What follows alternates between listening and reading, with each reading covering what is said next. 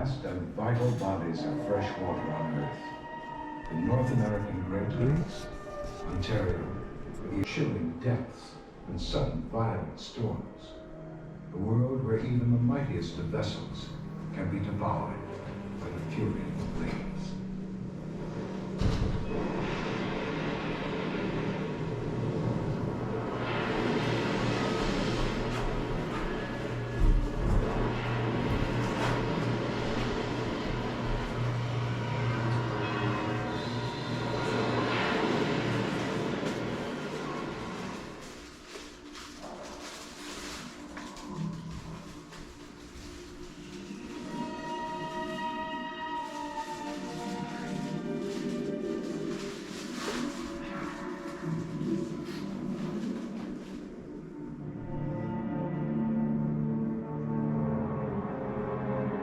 6,000 ships have been lost on the Great Lakes in the 4 centuries since Europeans first came to trade along their shores. This is the haunting tale of the largest victim of them all, a ship built of steel to carry steel, yet not strong enough to endure the fierce November gales of Lake Superior, a waterway that became a graveyard for 29 men, waters that never surrender their dead.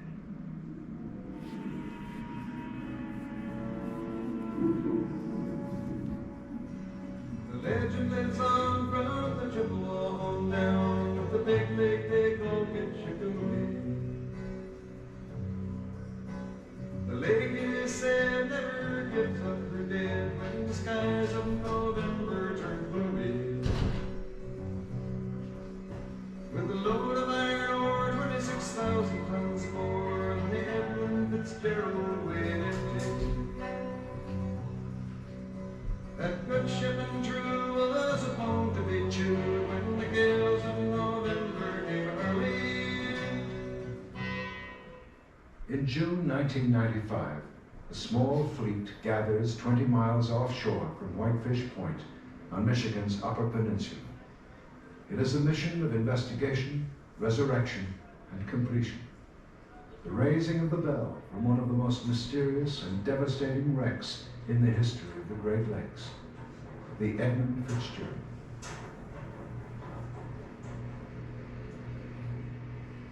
The Canadian naval ship Cormorant carries 2 mini-submarines.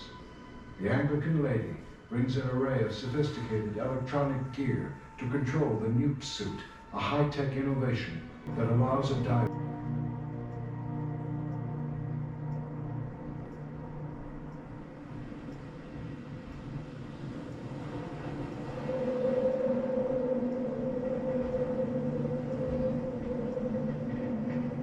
The story begins on an autumn morning with almost surreal warmth and calm as the freighter Edmund Fitzgerald sails toward the port of Superior, Wisconsin, to take on a load of iron ore for the auto factories of the East.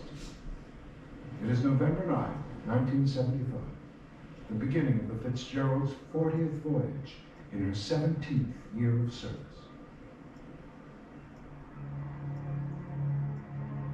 She had been christened in 1958. At 729 feet long and 75 feet wide, she was the champion of the lakes. For the next 17 years, she would set records for carrying the heaviest loads and for the fastest run ever by a ship her size. But on November 10, 1975, well into what would become her last voyage, those records mean little.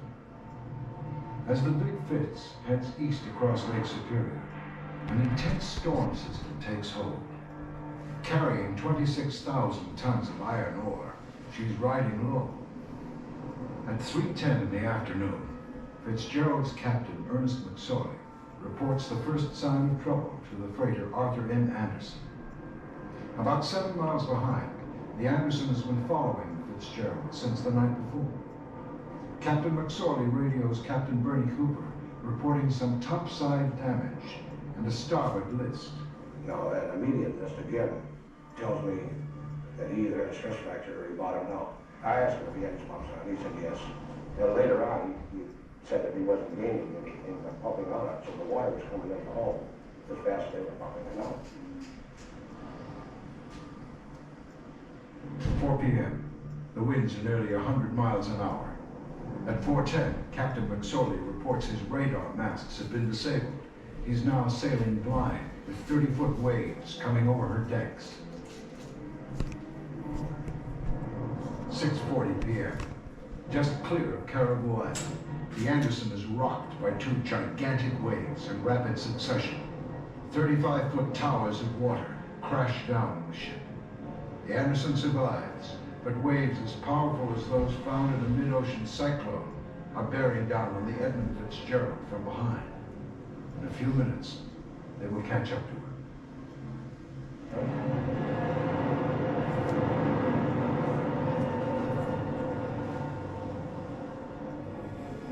At 7:10 p.m., Ernest McSorley gets a final position fix from the Anderson.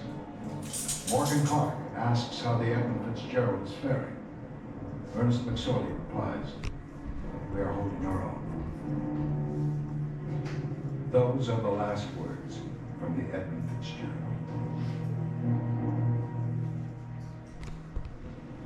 At 7:30, the snow eases. Bernie Cooper searches the horizon for the lights of the Fitzgerald, but there are no lights. The radar screen aboard Anderson shows nothing. Big Fitz has disappeared. An air and sea search turn up only bits of debris and no sign of the 29-man crew. They've vanished.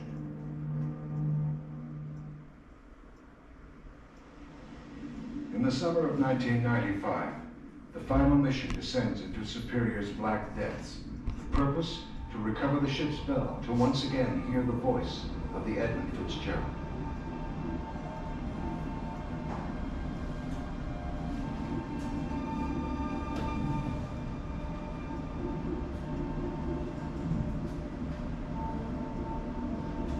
A year earlier, Harbor Branch Oceanographic and the Great Lakes Shipwreck Museum explored the wreck site using a mini submarine. So when relatives of the Fitzgerald crew asked later that year to raise the bell, museum director Tom Farnquist knew it could be done. After months of planning, the Canadian Navy prepares its 2 mini subs for the job. Working in partnership with the nude suit, the almost surgical removal of the bell begins. Okay, make it hot? It's hot. It's still hot. Still hot. Still hot. Still. I got a cold. After a long night of preparation, many of the Fitzgerald relatives watching, the final work begins. It is July 4th.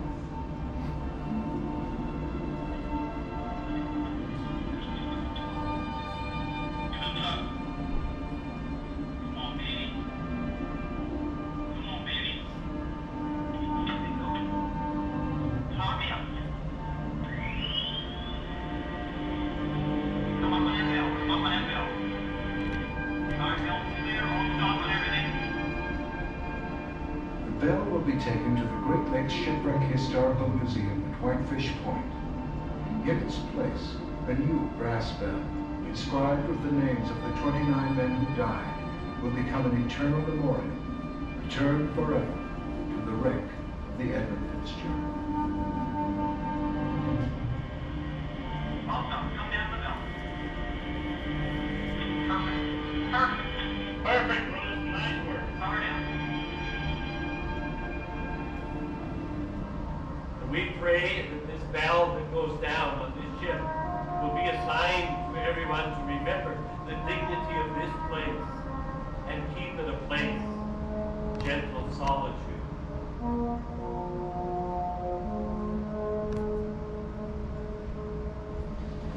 It is with great pride and a great deal of humility that I present this vow on behalf of the people of Ontario to the people of Michigan, and especially to the families of the Edmund Fitzgerald crew. The man deserves a memorial. They should have had a long time ago, but they finally got it. Being out there on that spot gave me peace of mind because the sun was shining, the sky was clear, the water was beautiful, and it filled that void for me. Tom Hornquist, we can't put into words our gratitude and heartfelt thanks for all you've done. As we remember the men, as we hear the bell toll, we should grieve. But we should also not forget. We should not forget to celebrate their lives as well. As the bell is in their hearts, so they are in the bell. And in the bell's tone are the voices of the men, and we should listen. Ernest M. McSorley, Master. First Mate John H. McCarthy. Oiler Thomas Benson. Deckhand Bruce L. Hudson. Second Assistant Engineer Russell G. Haskell.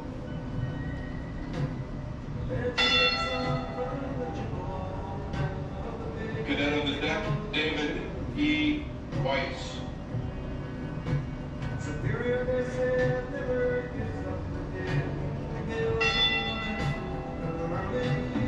Third Assistant Engineer Oliver J. Champeau.